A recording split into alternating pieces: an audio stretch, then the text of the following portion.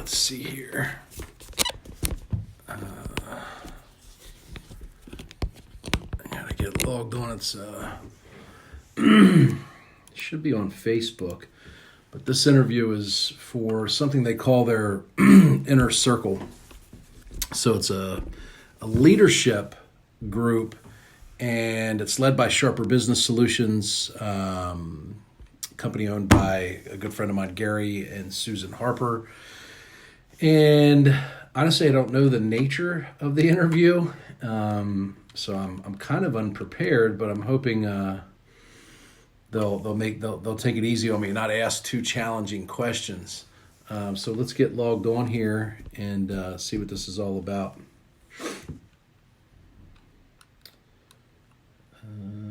Here we go. StreamYard.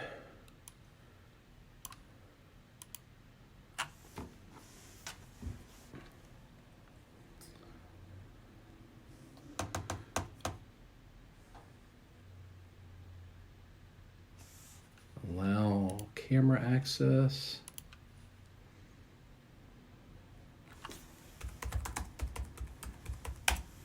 Brewer. I'm gonna bring Eric in. All right, let me get turned around. What's happening? Yo! Man, twice in a week. Look at this, man. I feel like I hit the jackpot. No, I mean, I can tell you from 38 years of experience, there is such a thing as too much Austin. Is there? There is. Did I get that at the first meeting this week? Too much? I mean, his wife would attest to it as well. Really? Yeah. Damn. Well, I mean, Tough crowd. I'm just saying, he's living in Florida and his wife's working in Indiana. I'm just saying. That's pretty brutal. I'm not saying, I'm just saying. Yeah, I get it. Who's the smart one here? I don't know. Eric, you have a topic that we last week we set topics, and with you we didn't set one. Do you have one that you kind of been talking about recently that you've been comfortable with, or what are your thoughts? Oh, man. I'm pretty comfortable with anything, I think. Just this is just for in the circle. Yes. We're not throwing it on like public forums kind of thing. It's really for the circle members to kind of just. So if you feel under that scenario, just being a little more vulnerable, that'd be great. But just so you kind of know, this is going out to 40 people in our group. Gotcha. It's not like out there. So anyway, you guys, from what I'm gathering, Pennsylvania is like one of the most difficult places to do real estate right now in the country. Am I right on that? That's what I keep hearing. Yeah, it was not deemed essential. So standard real estate practices across the board are shut down. Fun. Yeah. That's a party. So how does that work? I mean, obviously we'll get to the call and everything, but like, how do you have to go around that? So for us, circumvent? For us, before the official announcement was made, Pennsylvania had an exemption policy where when they released, what was essential and what wasn't, it was super vague to begin with, and we went through the formal application that was announced and made available.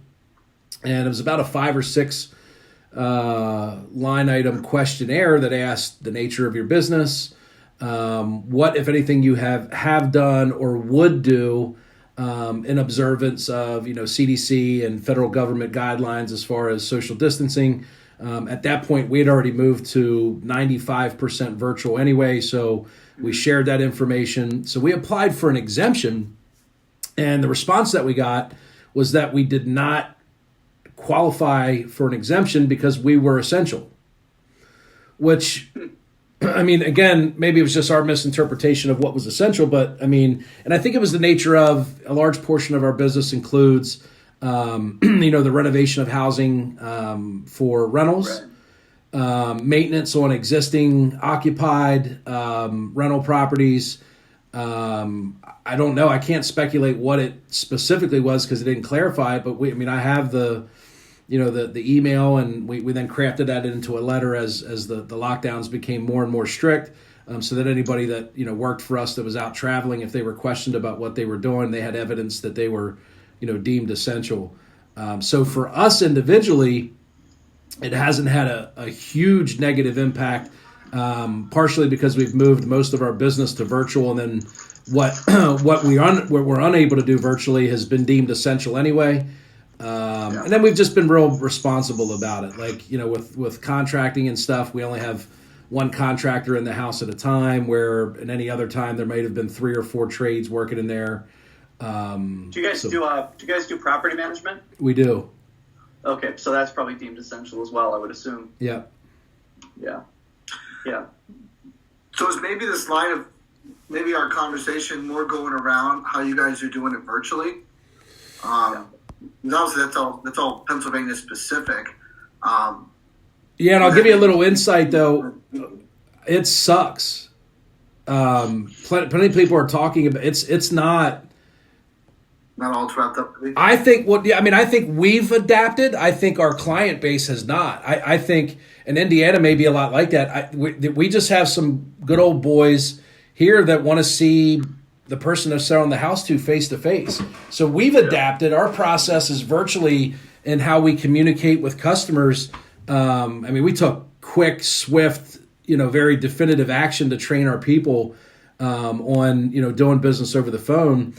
And I think we've adapted and the clients have not, and they're probably not going to. Unless someone absolutely has to sell now, I think they're going to hold off until they can see that person face to face. Now, that's just we just talked about that today because we're doing everything, I believe, at an elite level, and our results are down from what they were, and our lead count's up, our contract rate is down, and the only portion that's changed in between that is meeting people in person.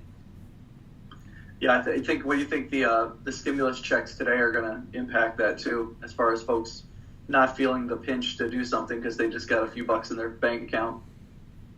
Yeah, but I think also there's going to be. That $1,200 is going to last someone literally 4 days. Right. So the relief, I think, will be brief, and then I think even once people get back to work, the way, again, somebody will tell you, it might have been Gary that told me this, but people they remember more about the way you made them feel than anything else. And that responsibility of that property, whether it be their primary residence, an investment property, whatever, the anxiety and the stress that they associate with that property over these last 3 or 4 weeks will stick with them long after the stimulus checks have arrived and people are back to working, and they will never want that feeling again. And I think the property and disposing of that property will be the way for them to guarantee they don't have that level of stress to deal with again. So I anticipated, actually, I think our business will spike long term. Yeah. So I'm gonna slide you guys out for just a second. We're gonna start in about 30 seconds. So just so you can see it, this is what it looks like when you're on the air right now, and then if you're off, you get that view. So okay. Just kind of so you know you're on or you're off. So you can say all the embarrassing stuff when you're off, and then we're back on, back into it. But we got about 18 seconds. So.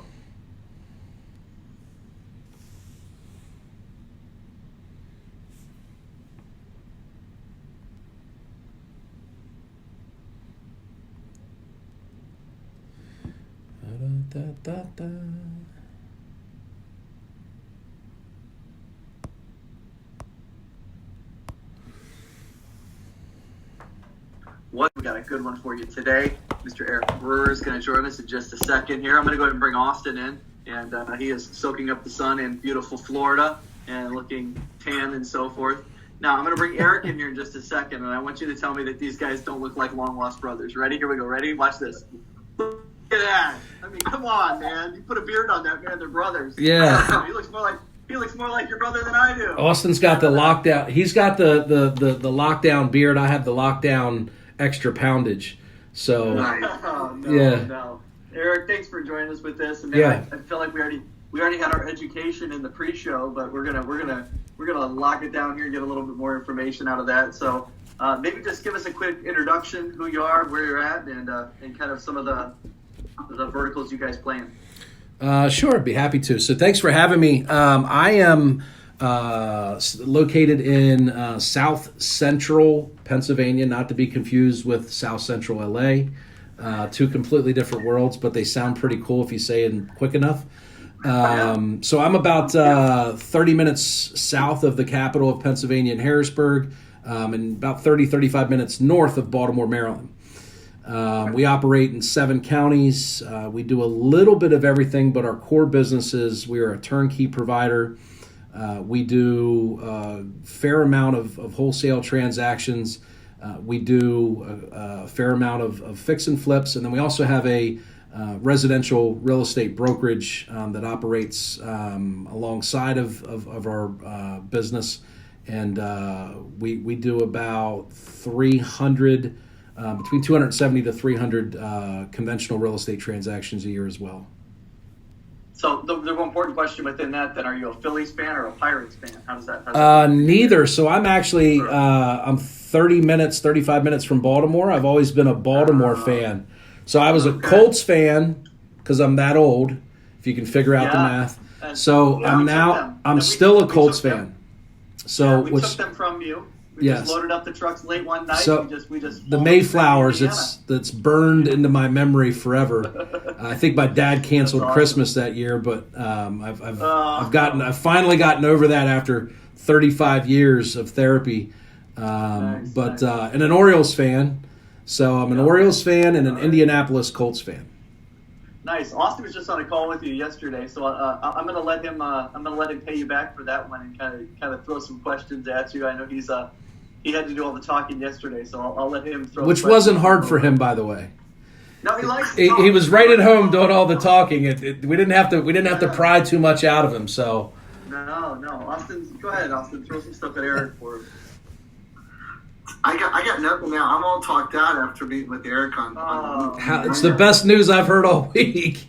Yeah. I'm kidding. Well, Gary always tells me that I don't talk enough when I go to these things. So I'm like, all right, I'm gonna bring the lightning and the thunder to this one here. Yeah. So actually, I looked at Eric and Anthony's profiles. And they're both like Mavericks. I think Anthony might be a captain, but so I'm like, if I don't come ready for battle, these guys will run right over me. Yeah. So, yeah, I'm just sitting back and let Eric take over here today. You did well. So Eric, just talk to us a little bit, and we talked about it a little bit at the beginning or in the pre, but kind of the temperature and the environment around you as far as real estate, closing deals, and kind of the challenges you're facing right now in your market.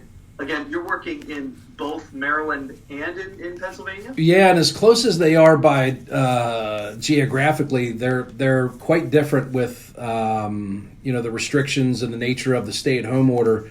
Pennsylvania is one of only, I believe, 3 states that real estate was not deemed essential. So that's a big deal. The conventional means of doing real estate is 100% prohibited, as well as construction. So, if you think about, as a turnkey provider, we do a tremendous amount of construction. We renovate over 250 homes a year just in Pennsylvania. Real estate and construction are one of the unique aspects of Pennsylvania that were not deemed essential. We fortunately were able to, through the waiver process, make an application, and we're authorized to do a portion of what we would do. We do some new build to rent, which is, we're 100% not doing that. And then any major renovation projects. So we're reduced to really maintenance, which is, a lot of, for the property management side, it's kind of business as usual, in observance of just, some social distancing and some extra precaution as far as hygiene. And the renovation that we're doing on some of our turnkeys is relatively light, that falls into the maintenance category as far as, flooring and the installation of appliances and things of that sort. So we're dealing with, Pennsylvania as a whole is more restricted than, 95% of the nation. So what we've seen on the retail side for our fix and flips is basically, for the most part, non-existent. I mean, conventional buyers are unable to go see a property. Some people are making offers sight unseen, but there's some extra layers of contingencies in there that we're not super comfortable with.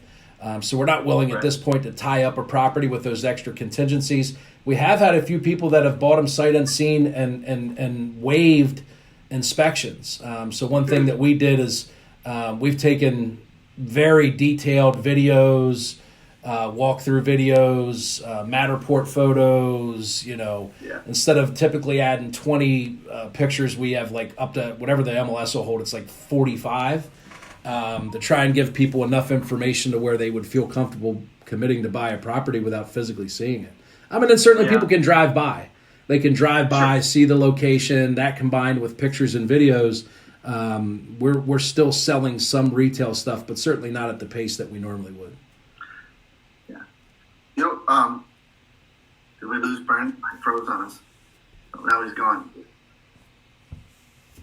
Oh, he's gone again. I guess we're still. Anyway, you know what, Eric? We kind of want to change the subject a little bit. We didn't really talk about this in the pre warm-up show here. When I had my store, my one store, second busiest store in Chicago, we were pumping out a lot of volume. And I had franchisees that would come to me and couldn't even wrap their head around how much business I was doing. So, for example, I was doing in one store like $25,000 a week. I have guys come to my store who were doing $6,000 a week, right? Yeah. And they didn't even show up. And they would look at my operation and they'd be like, "There's no way I could do that." Like they just couldn't grasp it. How we did it. And you talked a minute ago about we talked on Monday that you guys were doing 200 deals a year, I think, and you got to 300. And you thought it would be, you thought you'd hit 200 and have a hard time sustaining 200, and you actually got up to 300.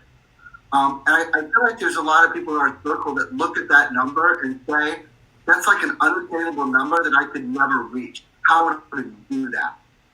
And you guys kind of went from that 200, 300, and those big numbers like that. Can you kind of speak to how you got, what changes you had to make to get to those levels? Yeah, it's a great question. And honestly, there's probably 1,000 things, but I'll start at what I believe was the beginning of what allowed us to then make a series of other adjustments, improvements that led to us. We didn't see the growth happen all at once. What happened is we actually took a small step backwards. We made a commitment after working with Sharper to get better. And in order for us to pivot and our focus and attention off of the 200 transactions that we were doing and what I now see as, organized chaos, we had to move our focus from that to building and implementing process and focusing on right people, right seat.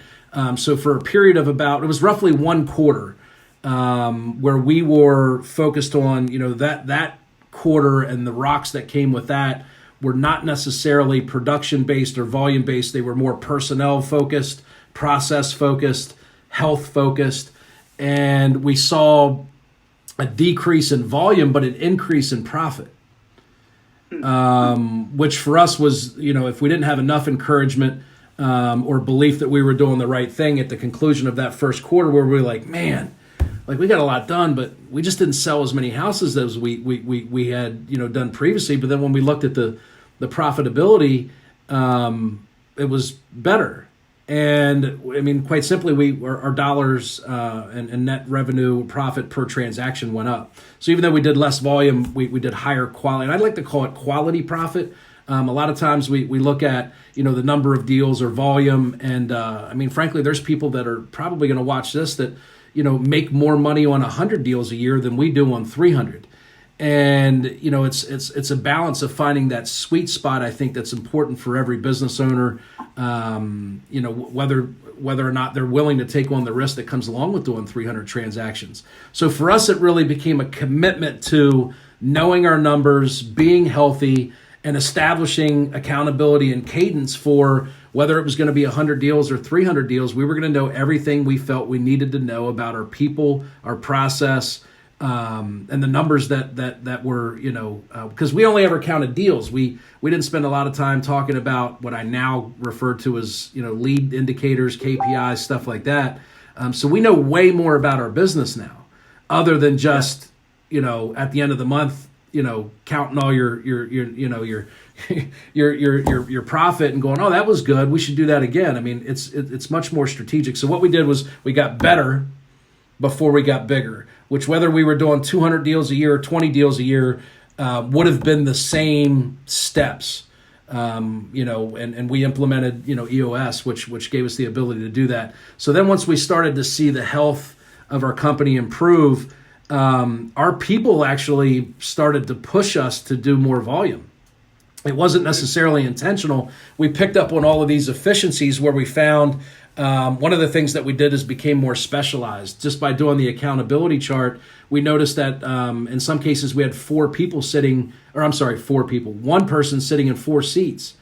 And when we started to establish lead measures and KPIs, and they weren't able to get to those, the biggest contributing factor was they had too much time, or they were able to do it, but the quality of the work wasn't what it should be.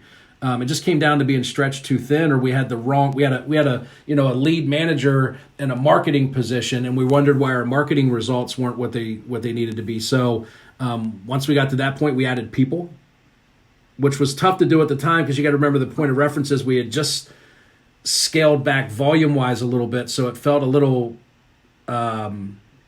counterproductive to add people when I was doing less volume. But what happened then when we added those people, the growth happened very quickly, because now we had the right people in the right seat, and our processes had been dialed in enough to where the ease of doing a transaction was much, much greater. Where before it was like every deal was just a struggle to drag across the finish line, and I didn't want to do more. I mean, when I was doing 200, it was like, man, I wish I could do 100. But you build a business and you add people and you have infrastructure and you have expense that you feel like you have to do a certain amount of deals to support what you've built. And I think particularly for someone like with my profile, like the Maverick profile, we have a tendency to always believe that bigger is better. So it's just it's a fundamental adjustment in our thinking that has to happen in order for us to make that progress.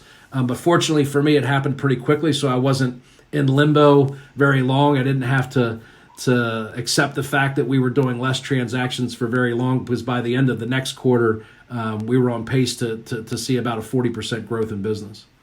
That's awesome. I think a couple of things I noticed when you just said that were similar to what I dealt with. It's what we talked about this on Monday, and it's crazy how business is business. One time a guy made a comment to me, I was on the phone with him, and he said, well, you don't understand, the real estate business is really hard. And I about lost it. I'm like, the restaurant business is hard. Yeah. I'm working with a restaurant with a 5% profit margin, with employees that make $7.25 an hour. Don't tell me what's hard. And I think that business is hard, and we all have to understand that. But a couple of things you said that tied back to was, one, you said your employees were pushing you to grow when you had everything in place. And I remember my employees were coming to me, and they were like, when are we going to open another store? I'm like, what do you mean when am I going to open another store? Well, I'm an assistant manager. I know the GM here is really good, and for me to become a GM, you need to open another store. What do we got to do for you to open another store? Yeah. They would be taking things off my plate while you don't buy another store. Yeah. They would tell me, hey, what about the store over in that town? I hear they're not doing very much business. Could you buy them? And we could go run it and take it over. Like, they started pushing me. I didn't have to do it. And the other thing we talked about was the accountability with numbers, and knowing what those numbers are and holding people accountable to them. And that was, I go into a store, and if I'm going to talk about this, I got to speak at a Think Realty webinar here in just a little bit. And one of the things I showed them was I ran my stores by numbers. If you hit your numbers, you didn't see me. If you didn't hit your numbers, I was all over your butt. I was there every day in your store, wondering what was going on. Yeah. We can talk about too, because you guys, we completely changed the subject when you went out. So anyway, just so you know, what I'm talking about is just kind of bring up this real fast. I got it. Okay. So anyway, what I want you to talk about is this. We talked with someone Monday. You guys' level of plans, your level of accountability in those things is like another level. Yeah. I mean, I get on these calls with you guys, and everything we talk about this on Mondays. Remember, when we look at your score, if it doesn't hit the goal on your scorecard, you guys IDS it. You don't just glaze over. Can you talk a little bit about that and kind of that quote you guys have of accountability in those level 10s? I think a lot of teams are missing that. Yeah, and it's I don't know if that was that way from the beginning or not. It's been that way long enough to where now it feels normal, and I think collectively as a team, and we have the trust to know that if we hold somebody accountable for something, that it's going to be responded to in a professional manner. Where initially I think the concern is, particularly for somebody in marketing, to hold someone accountable or suggest that we should raise issue with a goal that wasn't met for something that they don't work directly in, right? So you have the whole concept that for us, but the level 10 is you have a marketing manager holding a construction manager accountable for maintenance tickets that are two weeks past due, or inventory with no budget, or projects that are past timeline. Under normal circumstances, people would look at that and say, well, first of all, they wouldn't even be together. You wouldn't have a marketing manager in the same meeting, talking about that level of information with a construction manager. The concept of putting those two people in the same room, I think, in that environment is not widely, practiced. But the reality is that if they're important enough to be on a scorecard, and whether you miss it by 1 or 100, if you're not going to be humble enough to talk about it, you're basically missing out on the whole value of the level 10 to begin with. Because then what happens is that you start to create this gray area of what unacceptable number becomes now acceptable. And the other part that we've also learned is if we didn't talk about it, is that if you set a goal and it's unrealistic and you're never hitting the goal, then the goal needs to be, readjusted. So it could go one of two ways. It could be, there's an issue, right, with either our processes, people, expectations, or training that's preventing us from hitting a realistic goal, or we've set a goal that's unrealistic. And then what happens is if the goal's 8 and you're consistently hitting 2, they're never going to push to get to 3, because what's it matter if I get to 2 or 3 if the number's 8? I failed anyway. So I think there's an absolute necessity to IDS everything.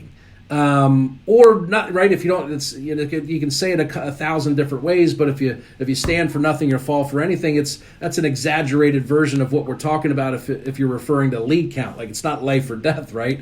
But in business, it can be over the course of several weeks. If you're not IDSing, the fact that you're off by 10 leads a week.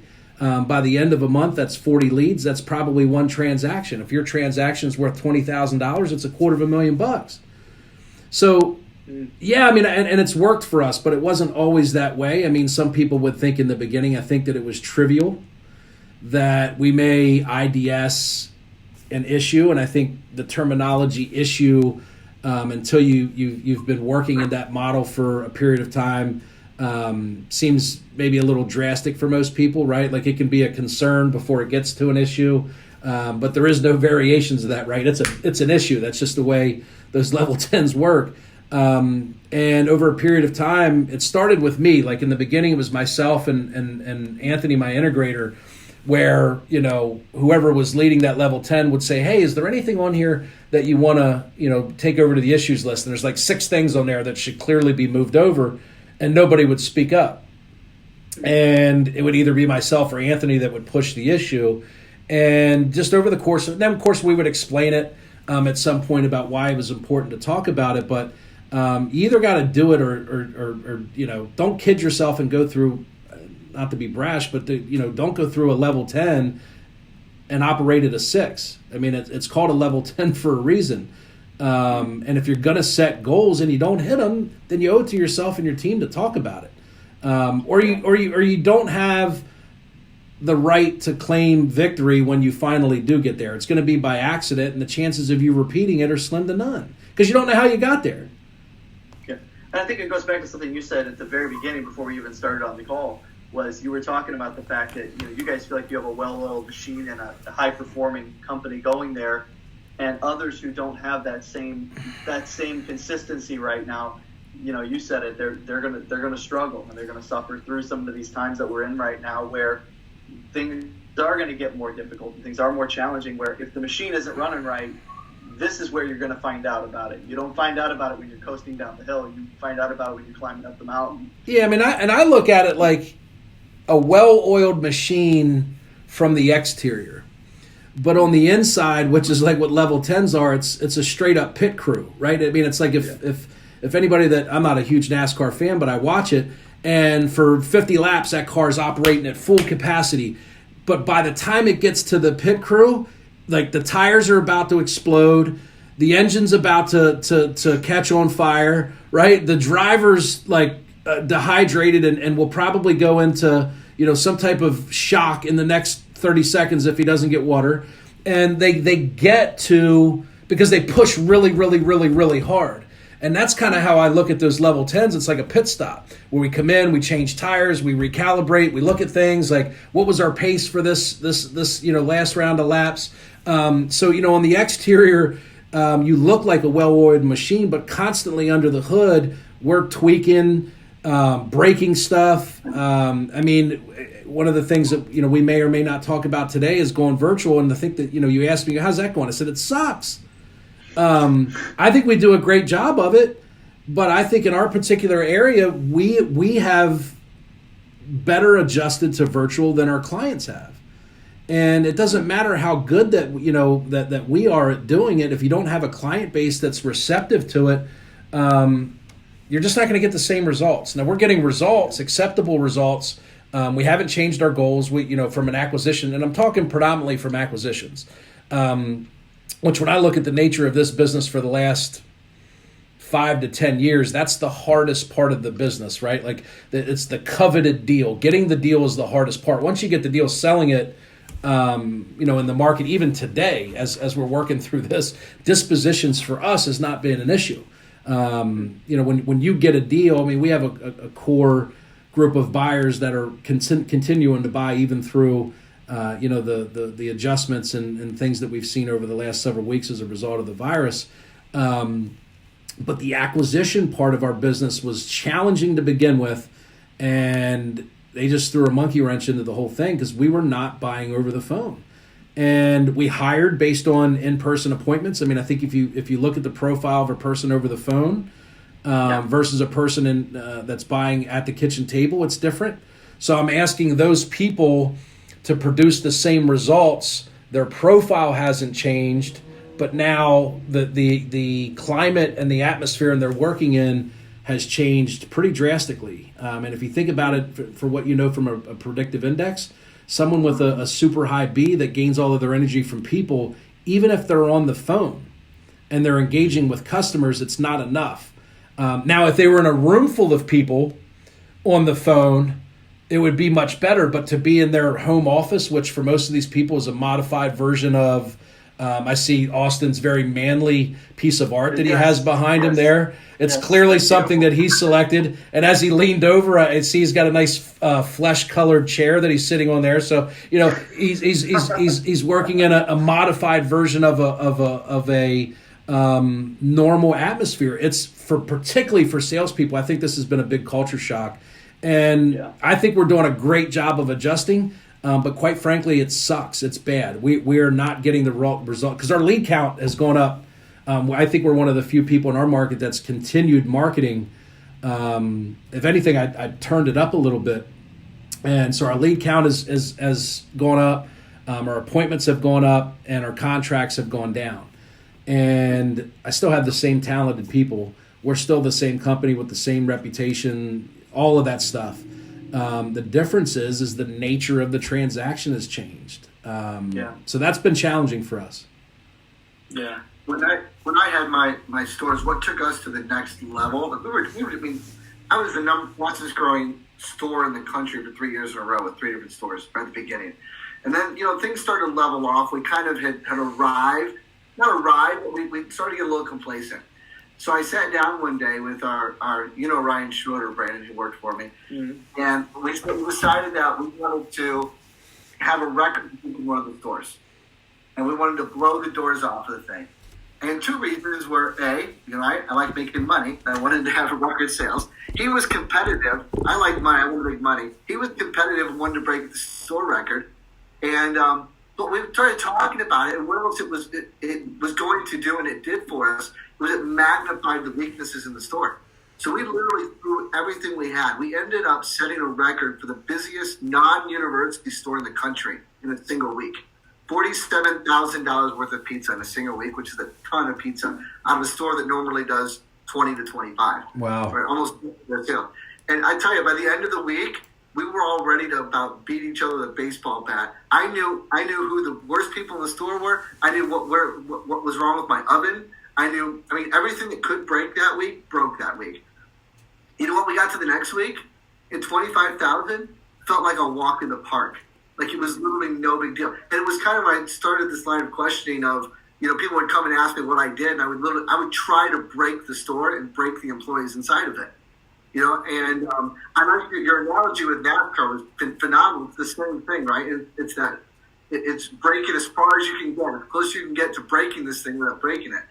And I feel like the environment we're in right now is creating that, not of our own doing, but it's really magnifying what's broken in the companies or what's not working right. If it's not too candid, what have you found in your business as a whole? Not necessarily, if it's real estate, that's fine too. But what in your business have you found that was magnified during this time? That you're like, wow, that really wasn't working right when I thought it was. Oh my goodness. Follow up. I'm catching up. No, I'd say because here's what's happened is in our business when we were doing in-person appointments, we had, without getting into the details, we had a confirmation process where we would give the acquisitions agent an opportunity to, we'll say, cancel the appointment if there wasn't enough equity or motivation, typically 48 hours prior to the appointment. Because we cover 7 counties. So from our office, for any one appointment, you could drive an hour and 5 minutes to get to an appointment. So the last thing you want to do is spend an hour and 5 minutes driving to an appointment to get there and find out that, the circumstances really beyond your control that can't be negotiated, like a payoff, right? Like if we know that the most we could ever pay for a property is $100,000 and they owe $170, it's a waste of our time and the client's time. But then what we did was we eliminated that extra layer once we went to phone appointments, because there is no commute. So why not have your acquisitions agent talk to every customer? And what we realized was where we used to tolerate a certain amount, I forget on our scoreboard, our goal was to have 0 past due follow-ups. And it's a daily scoreboard that's posted that comes out of Salesforce every single day, 4 times a day. And the goal was always to keep that at 0. So you had no past due follow-ups, right? If you had a scheduled follow-up call with somebody, by the end of that day, they needed to be contacted.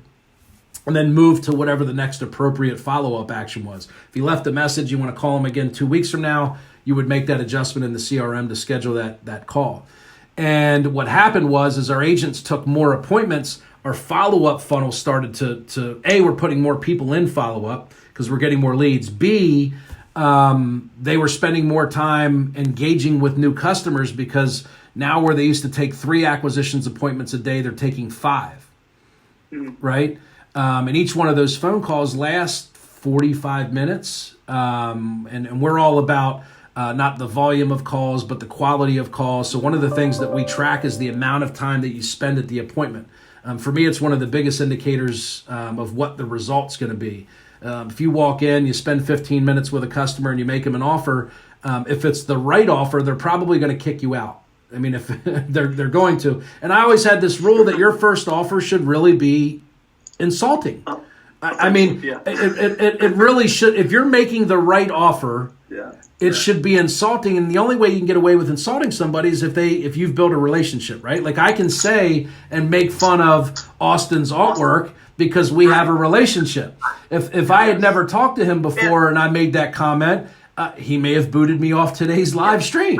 So, and because he's staying at an Airbnb right now, and it's not his artwork anyway. He's tolerating it, though. It's the person that put it there. If you're allowing it, you're just as bad. I'm just joking with you. But so for us, I think what we found is because of the area that we cover, I think we can get into different markets and hire completely different acquisitions people to buy over the phone.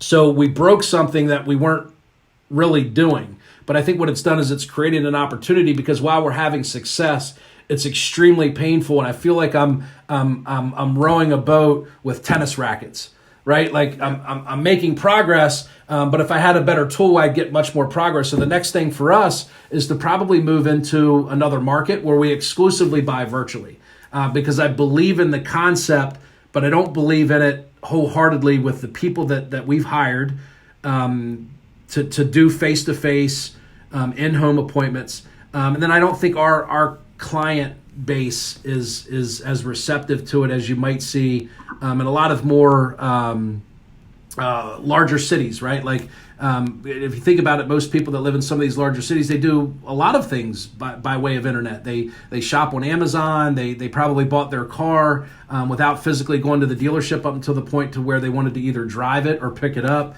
They use DoorDash. They have their food, and here in Pennsylvania, we're just a little slower moving, this particular area of Pennsylvania. Now, if you go 2 hours east of Philadelphia, much more progressive. But where we are, it's a little more country. It's a little more slower pace.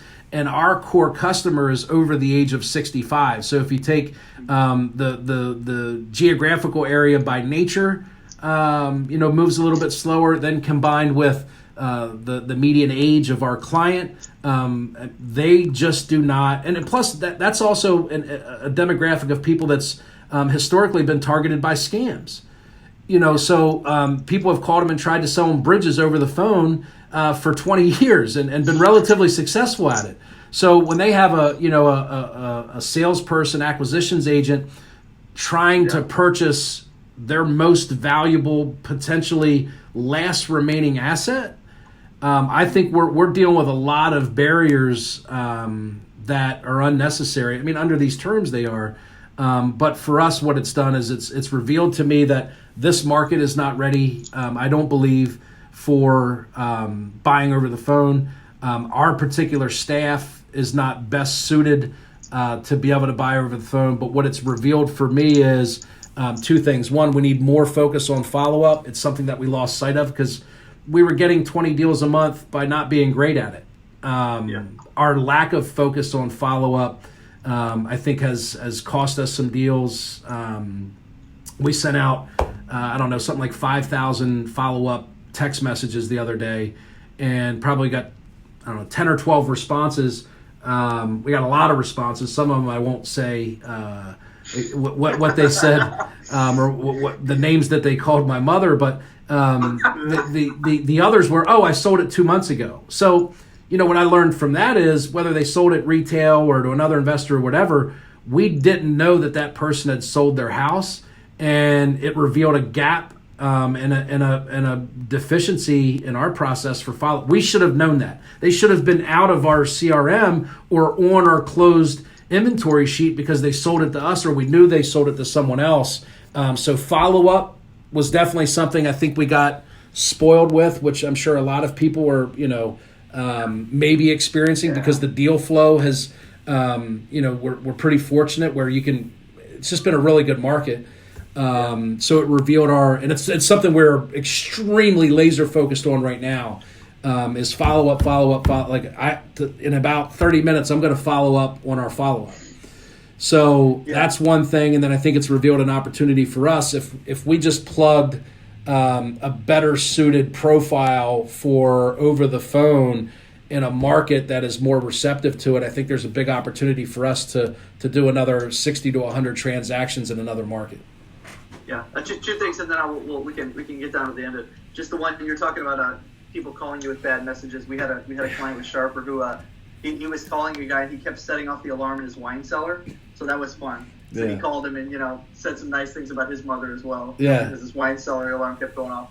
And then just kind of talk to us for a second obviously you're a guy with big personality and a leader and all those things. How are you keeping your team that you currently have engaged and walking them through this? Just kind of to close us out today, kind of maybe a message to people who are looking at their teams, wondering how they can get them engaged in what's going on and keep them excited about things moving forward. Yeah, so I really, when I say struggled with this, I worried about it. Because my personality is one, like I have like a 90 on a disc. I'm like a 97i. So the easiest way for me to lead was always just to engage with people. When everybody was in the office, I was just bouncing around the office, shaking hands, high-fiving. I would always just once a day at least take a trip around the office, and I would find that I would, bump into people that I maybe didn't communicate with that often. And, even though it wasn't necessarily intentional, it was a great way for me to constantly stay engaged with people. It was a way for me to always know that the vision and the mission of the company was always being communicated to our people. And once that was taken away from me, it kind of forced me, to rethink how I was going to be able to accomplish those same results without access. So I would say two things that we've done that I think has been extraordinary. One, and the first that I'll cover has been, depending on where you get your news, you could be optimistic or you could be completely freaked out. Yeah. And the same two people with a completely blank slate tune into two completely different news net. And I'm not saying one's better than the other. I'm just saying they're different. Yeah. And so what I decided to do is we partnered with an information company, and we get data that's given to us daily. And then twice a week, I put that information out to our entire team in a form, and I can share it with you. And you're more than happy to share it with anybody that finds value in it. But it's basically a one-page update, and it's just data. And then I have a little bit of interpretation about the data, right? So like I do it on Mondays and Thursdays, and I put out a CR COVID-19 update. We talk about on a national level what the positive tests are, the confirmed cases, what the deaths are, what the death rate is, and then we compare it to our state and then our local level. And fortunately for Pennsylvania, in our area, in our 8 counties, we have 11 deaths. It's 11 too many. Let's not minimize just how awful of a tragedy it is to lose anybody. But when you put it into perspective and you look at a national level, and then we look at New York, and the reason I use New York is because it's responsible for almost 50% of the overall cases and deaths anyway. It shows you just how fortunate we are. And it also, we don't live in New York. So the responses and, the way that people are feeling in New York, where we get a lot of our news. And I think, by osmosis, it would be natural for our people, if left to their own, way to process that information, could be completely freaked out. And while we should be concerned and be cautious, in York County, we're not facing the same set of challenges. It's just different. It's still bad, but it's not the same. So we put that out twice a week. I send it out, and it's a Word document that we create that has the same format. We report the same data. We conclude it with what we consider to be an appropriate quote. I think the last one that I quoted was pretty cool, and it was, I forget the exact terminology, but something to the effect of, it's not good enough to do your best. In times like this, we absolutely have to be committed to doing what's called for. And, a lot of people, when we talk about working virtually, it's like, man, we're doing the best that we can by working virtually. BS. Like, you can't accept the fact that you're doing your best. We're fighting for our lives at this point. You absolutely have to be committed to doing what is necessary, not what you think is possible. And, that's something I have to do twice a week. And, I'm delivering the message. I feel a little bit like the local governors and the president to give out these daily briefs. But what we found is it gives a certain consistency to the information that our people are getting.